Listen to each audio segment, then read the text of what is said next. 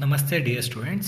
In the previous session we have discussed about verification and valuation of different asset. Under that we have discussed on fixed asset and intangible asset in previous PPT. Now we have to discuss about floating asset.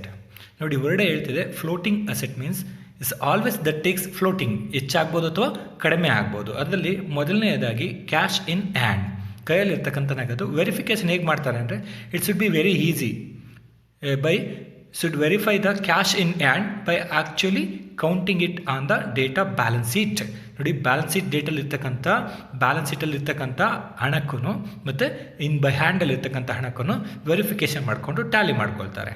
ಹಾಗೆ second one cash at bank verification ಹೇಗೆ ಮಾಡ್ತಾರಪ್ಪ ಅಂದರೆ the auditor should verify cash at bank by comparing the balance shown in cash book and passbook. ನೋಡಿ simple ಆಗಿ ಹೇಳ್ತಿದ್ದಾರೆ, ಬ್ಯಾಂಕಿನ ಪಾಸ್ಬುಕ್ಕಲ್ಲಿ ಮತ್ತು ಕಂಪನಿಯ ಕ್ಯಾಶ್ ಬುಕ್ಕಲ್ಲಿ ಎರಡನ್ನೂ ಕೂಡ ಕಂಪೇರ್ ಮಾಡಿ ತಾಳೆ ನೋಡ್ತಾರೆ. ಎರಡು ಮ್ಯಾಚ್ ಆಯಿತಾ, ದರ್ ಇಸ್ ನೋ ಪ್ರಾಬ್ಲಮ್ ಅಂತಕ್ಕಂಥದ್ದು. ಹಾಗೆ in verifying the bank balance the auditor should also prepare banking reconciliation statement.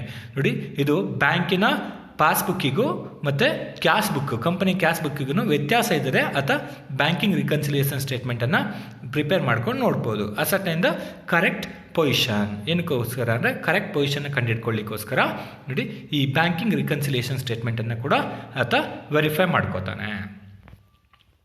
Next stock in trade.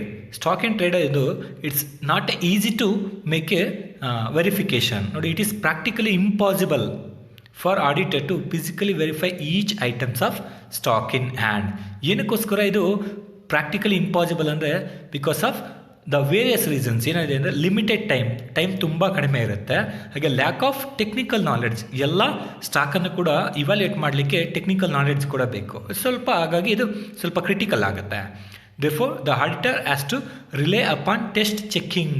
ಏನಪ್ಪ ಅಂದರೆ ಏನೇನು ಡಿಪೆಂಡ್ ಆಗ್ತದೆ ಅಂದರೆ ಕೆಲವೊಂದನ್ನು ಮೀನ್ಸ್ ರ್ಯಾಂಡಮ್ ಆಗಿ ಬೇಕಾದ್ರೆ ವೆರಿಫೈ ಮಾಡ್ಕೋಬೋದು by test checking to ascertain the accuracy of stock in trade. ಏನಕ್ಕೋಸ್ಕರ ಅಂದರೆ ಟು ಸ್ಟಾಕ್ ಏನಿದೆ ಅಂತಕ್ಕಂಥದ್ದನ್ನು ವೆರಿಫೈ ಮಾಡ್ಕೊಳ್ಳಿಕ್ಕೆ ರ್ಯಾಂಡಮ್ ಆಗಿ ಅಥವಾ ಟೆಸ್ಟ್ ಚೆಕಿಂಗ್ ಮುಖಾಂತರ ವೆರಿಫೈ ಮಾಡ್ಕೋಬೋದು.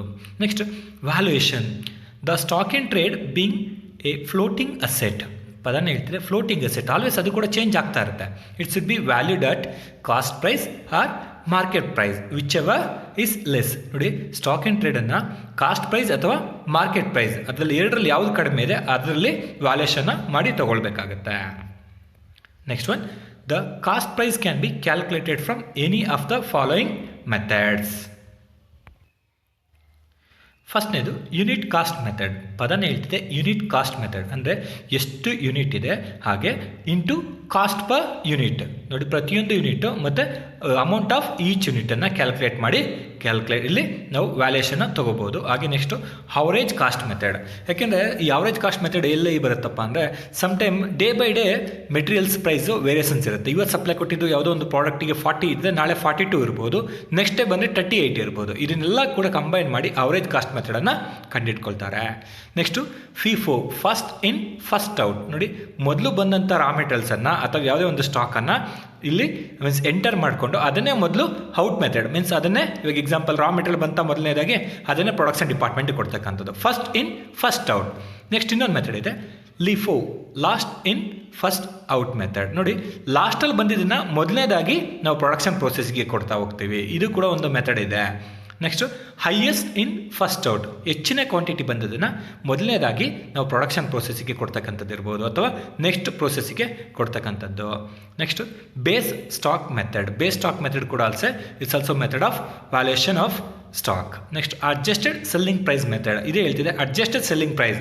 Some time in closing stocks ಇರ್ಬೋದು ಅಥವಾ ಮೀನ್ಸ್ ಗೋಡೌನಲ್ಲಿ ಇರ್ತಕ್ಕಂಥ ಇದಿರ್ಬೋದು. ಅಡ್ಜಸ್ಟೆಡ್ ಸೆಲ್ಲಿಂಗ್ ಪ್ರೈಸ್ ಮೆಥಡಲ್ಲಿ ನಾವು ಇದನ್ನು ವ್ಯಾಲ್ಯೂಯೇಷನ್ನ ಮಾಡ್ಕೋತೀವಿ. Next standard cost method. ಇದು ಕೂಡ ಅಷ್ಟೇ ಪ್ರತಿಯೊಂದು ಪ್ರಾಡಕ್ಟಿಗೂ ದೇ ಫಿಕ್ಸ್ಡ್ ಸ್ಟ್ಯಾಂಡರ್ಡ್ ಕಾಸ್ಟ್. ಅದೇ ಬೇಸಲ್ಲಿ ನಾವು ಸ್ಟಾಕ್ ಇನ್ ಟ್ರೇಡನ್ನು ವ್ಯಾಲ್ಯೂ ಮಾಡ್ಕೋಬೋದು. Next one investment. ನೋಡಿ verification. The auditor should verify the details of the schedule of investment by applying test example financial journals and newspaper should be consulted for checking the market rate. ನೋಡಿ, ಎಷ್ಟೋ ಕಂಪನಿಗಳು ಇನ್ವೆಸ್ಟ್ಮೆಂಟನ್ನು ಮಾಡುತ್ತೆ, ಆದರೆ ಅದು existence ಇದೆಯಾ ಅನ್ನೋದನ್ನು ಕೂಡ ವೆರಿಫೈ ಮಾಡ್ಕೋಬೇಕು.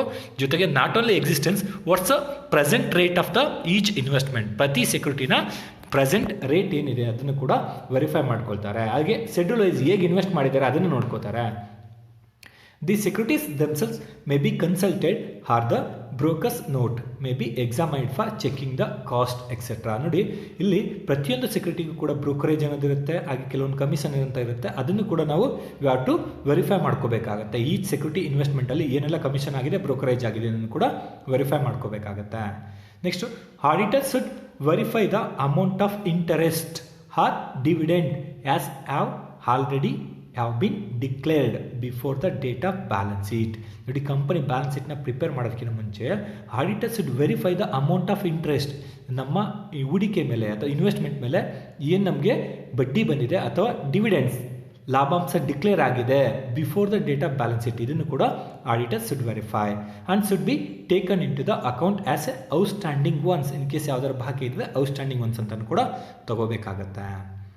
Next, valuation it's also easy.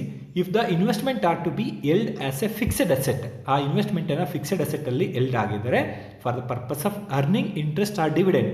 ಏನಕ್ಕೋಸ್ಕರ ಅಂದರೆ ಡಿವಿಡೆಂಟ್ ಅಥವಾ ಬಡ್ಡಿಯನ್ನು ಅರ್ನಿಂಗ್ ಕೆಪಾಸಿಟಿನಲ್ಲಿ these are to be valued at ಕಾಸ್ಟಲ್ಲೇ ಕನ್ಸಿಡರ್ ಮಾಡ್ತಾರೆ, which includes brokerage and stamp duty paid in regard ದೇ ಟು. ಜೊತೆಗೆ ಇದಕ್ಕೆ ಏನಪ್ಪ ಅಂದರೆ ಬ್ರೋಕರೇಜ್ ಮತ್ತು ಸ್ಟಾಂಪ್ ಡ್ಯೂಟಿ ಎರಡನ್ನೂ ಕೂಡ ಕನ್ಸಿಡರ್ ಮಾಡಿ ಕಾಸ್ಟ್ ಪ್ರೈಸನ್ನು ಕಂಡುಹಿಡ್ಕೋತಾರೆ.